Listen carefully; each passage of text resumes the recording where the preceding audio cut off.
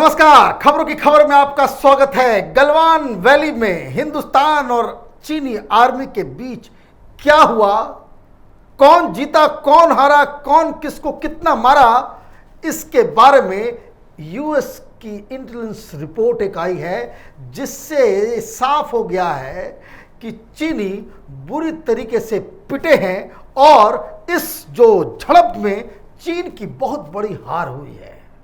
और ये जो रिपोर्ट है, उस रिपोर्ट की वजह से दुनिया भर में चीन की थू थू हो रही है। उसकी जो इंटरनेशनल स्टैंडिंग है, जो उसकी साख है, वो पूरी तरीके से हिलता डुलता नजर आ रहा है। और चीनी इतने ज़्यादा बैकफुट पर चले गए हैं कि गलवान वैली में क्या हुआ नहीं हुआ उसको लेकर के जो खबरें चीन के अंदर में छपी थी या जो सोशल मीडिया में जो चल रहा था, उस पे इन लोगों ने बाकायदा सेंसर लगा दिया है, कई लोगों के खिलाफ एक्शन भी लिया है। इस खबर पे कि जो यूएस की जो इंटेलिजेंस रिपोर्ट है उसमें क्या क्या लिखा हुआ है, वो पूरी रिपोर्ट हमारे पास है, वो उसके बारे में आपको बताऊंगा।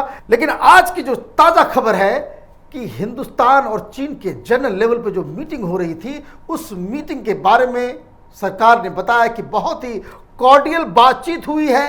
जो 5 जगह पे जो एक बना हुआ था, एक तनाव वाली स्थिति पैदा हुई थी, उन 5 जगह के बारे में डिस्कस किया गया और दोनों ही सेना के अधिकारियों ने वहां पे डिसएंगेजमेंट की बात को मानी है और ये कहा है कि दोनों ही सेना डिसएंगेजमेंट करेगी, अपनी अपनी जगह को छोड़ेगी। अब सवाल ये उठ रहा है कि क्या चीनियों के ऊपर भरोसा किया जा सकता है? जब उसके टैंक्स आ गए, उसकी पूरी मिलिट्री आ गई है, आर्टिलरी आ गई है, ये बात, इस तरह की बातें तो ये जो झड़प हुई गलवान वैली में, उसके पहले ने भी चाइनीज ने ये एश्योर किया था कि वो पीछे चले जाएंगे। अप्रैल के पहले की जो स्थिति थी, उस स्थिति को वो मानेंगे। लेकिन उसके बाद क्या हुआ? उसके बाद यही हुआ कि चीनी सेना अपनी जगह से गई नहीं, वो हिली नहीं। तो कहने का मतलब ये है कि ये जो भारत की सरकार की एक जो ये नीति समझ में नहीं आ रही है कि वो अब चीन से बातचीत क्यों कर रहे हैं। शायद इस सारी चीज़ों के पीछे भारत सरकार की एक मंशा हो कि जो शांति, बातचीत और डिप्लोमेसी को एक चांस देना चाहिए, अदरवाइज मसला और ये बिगड़ सकता है। तो ये एक थॉट प्रोसेस हो सकता है, क्योंकि जिस तरीके से डिप्लोमेटिक तरीके से जो बातचीत हो रही है, रूस में भी बातचीत होगी, हमारे विदेश मंत्री से भी बातचीत होने वाली है।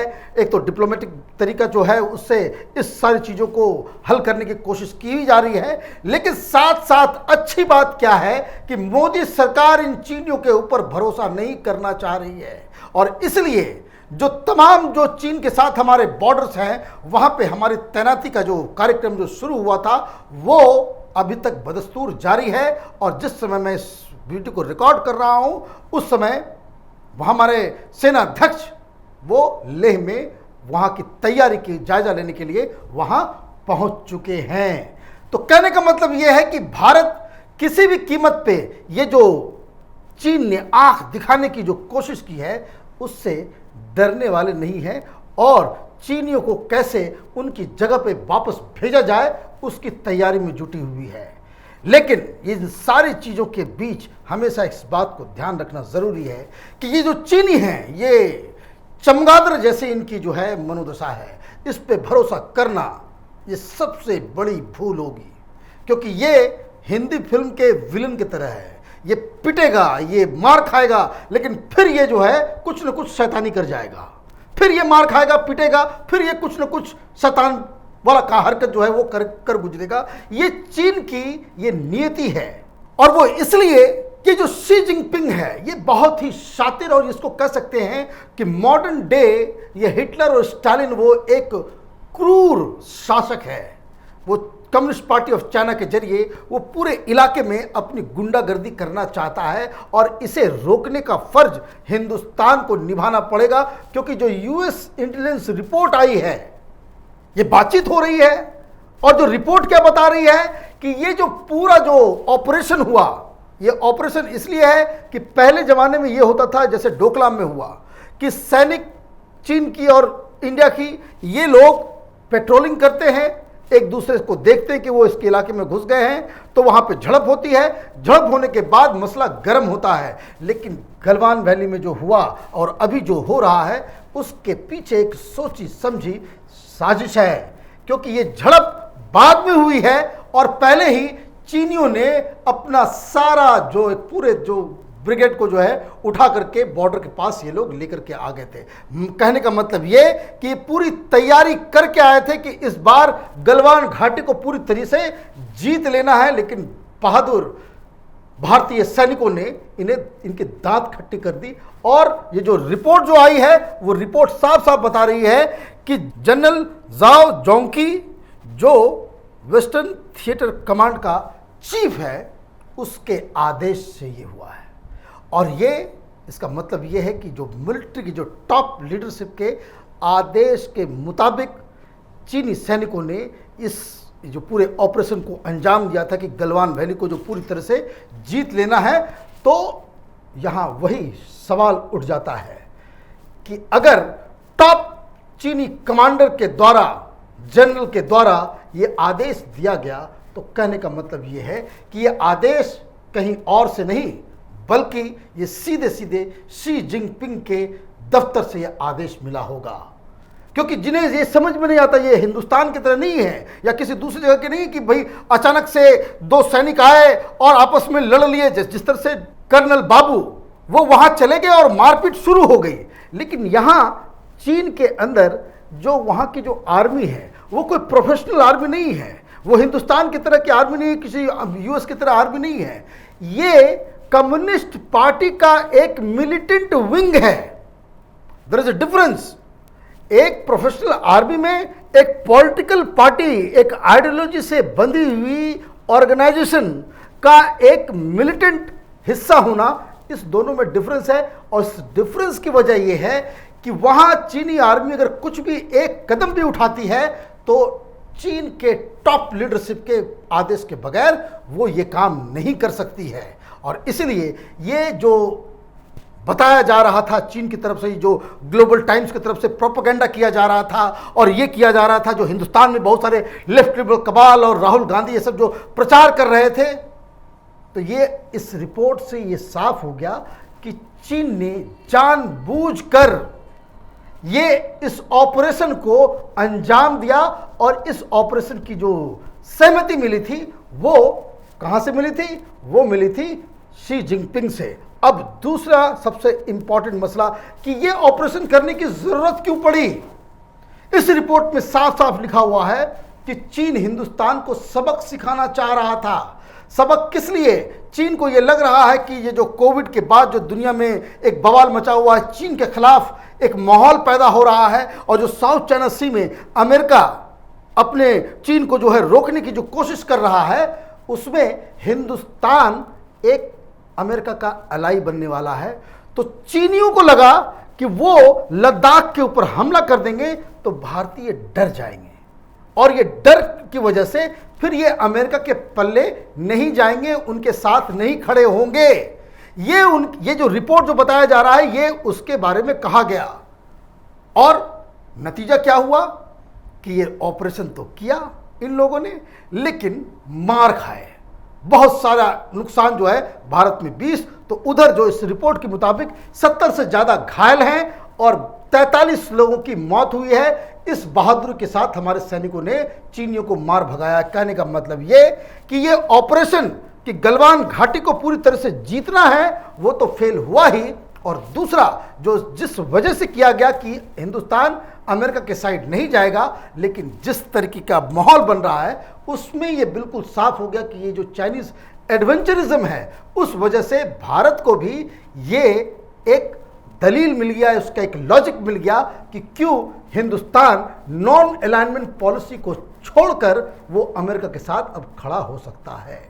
तो ये रिपोर्ट इससे बहुत सारे खुलासे हो रहे हैं। इस चीज़ को समझना जरूरी है कि जो अमेरिकन इंटेलिजेंस रिपोर्ट है, उसके मायने क्या है, उसमें क्या लिखा हुआ है। उसमें मैं आपको एक पढ़ के सुनाता हूं कि उस रिपोर्ट में क्या लिखा हुआ है। It's clear the incident did not pan out as China intended, not in the least because its state media outlets have all but erase the incident from their pages in the week since it took place.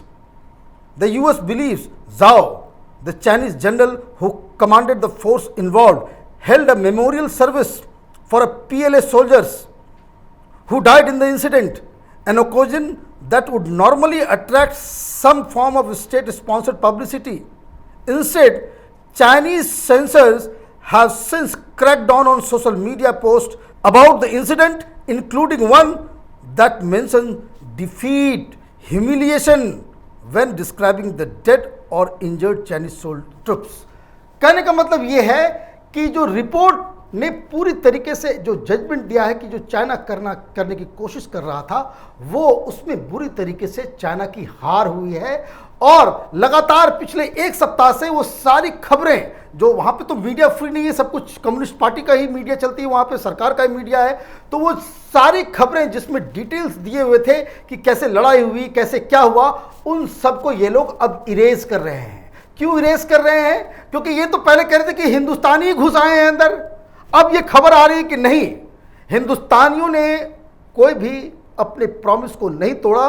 ये Xi Jinping और जो western war theatre का जो command है, उसका जो main chief है, वो उसके आदेश पे ये सब कुछ हुआ था। और तो और सबसे इंपॉर्टेंट चीज इसमें ये है कि जनरल जॉ ने एक वहाँ पे मेमोरियल, जो लोग वहाँ पे जो 45 लोग जो मारे गए हैं, उनके लिए एक मेमोरियल ऑर्गेनाइज किया था। लेकिन जब इस तरह की चीज ऑर्गेनाइज होती है, जैसे हिंदुस्तान में उनके अंतिम यात्रा में देखिए कितनी भीड़ उमड़ रही है, किस तरह से पूरा देश जो उनके साथ है, तो वहां पे चोरी छुप के इन लोगों ने एक मेमोरियल किया। तो ये एक्सपेक्ट कर रहे थे आर्मी वाले, वहां के आम लोग, कि कम से कम जिस तरह से हिंदुस्तान में दिखाया जा रहा है, वहाँ पे स्टेट मीडिया जो है, वहाँ के जो CCTV नाम का चैनल है, वो सरकारी जो चैनल्स हैं और जो मीडिया है, वो उन्हें दिखाते। लेकिन इस पर कम्युनिस्ट पार्टी शी जिनपिंग ने पूरी तरह से सेंसर लगा दिया। वो दिखाना नहीं चाहते कि किस तरीके से वो हिंदुस्तानियों के हाथों पिटे हैं, और इसलिए इस सब चीज़ को हटा दिया। लेकिन इसका नुकसान क्या हुआ कि इस वजह से बहुत सारे लोग चीन के अंदर में सोशल मीडिया के अंदर इस तरह के डिटेल्स के बारे में, चूंकि इंफॉर्मेशन तो पूरी दुनिया में फैल रहा है, इंटरनेट का ज़माना है, सब कुछ सबके पास होता है, तो वो लोग बता रहे हैं कि किस हॉरिफिक तरीके से चाइनीज़ पिटे, या किस तरीके से बहुत ही गंदे तरीके से हम लोग हारे। तो इस तरह के जो पोस्ट जो किए जा रहे हैं वहाँ पे, उन लोगों को वहाँ की पुलिस पकड़ के ले जा रही है, उनके खिलाफ एक्शन लिया जा रहा है। कहने का मतलब ये है कि चौबे गए छब्बे बनने, बन के आए धुबे, ये चाइना की स्थिति हो गई है शी जिनपिंग की। और अब वो पीस के बारे में बात कर रहा है, वो बातचीत से इस मसले को सॉल्व करने की कोशिश कर रहा है, और तो और वो रूस को भी इन्वॉल्व कर रहा है कि बातचीत के जरिए किसी तरह से इस मसले को खत्म किया जाए। क्योंकि चीन अब उसको ये बात समझ में आने लगा है कि वो एक साथ हर फ्रंट पे युद्ध नहीं कर सकता है। क्योंकि खबर ये है कि कल जापान ने एक जो उनके पास जो बैलिस्टिक मिसाइल्स का जो पूरा जत्था है, वो चीन की तरफ उसका मुंह जो है कर दिया है। क्योंकि जापान को भी लग रहा है कि कुछ आइलैंड्स को लेकर के जो प्रॉब्लम है, उसको चीन हड़पना चाहता है। फिलीपींस के साथ अलग प्रॉब्लम चल रहा है, ऑस्ट्रेलिया के साथ अलग प्रॉब्लम चल रहा है। तीन बड़े बड़े युद्धपोत, जो न्यूक्लियर वेपन कैरियर जो जिसको लेकर के जा सकता है, जो युद्धपोतों को, 3 बड़े बड़े युद्धपोत भी जो है चीन के मुहाने तक अमेरिका ने भेज दिया है। तो कहने का मतलब है चीन चारों तरफ से घिरा हुआ है। और ऐसे मौके पे, और ये बहुत ही सुनहरा मौका है हिंदुस्तान के लिए कि ये बातचीत का छलावा देकर चीन के साथ रॉ डील कर सकें।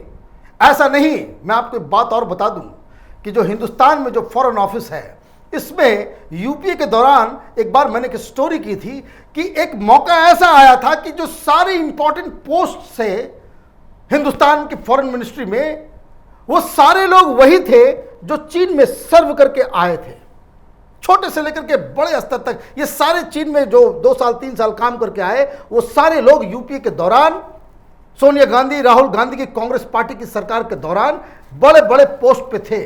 कोई भी फैसला चीन के खिलाफ नहीं ले सका।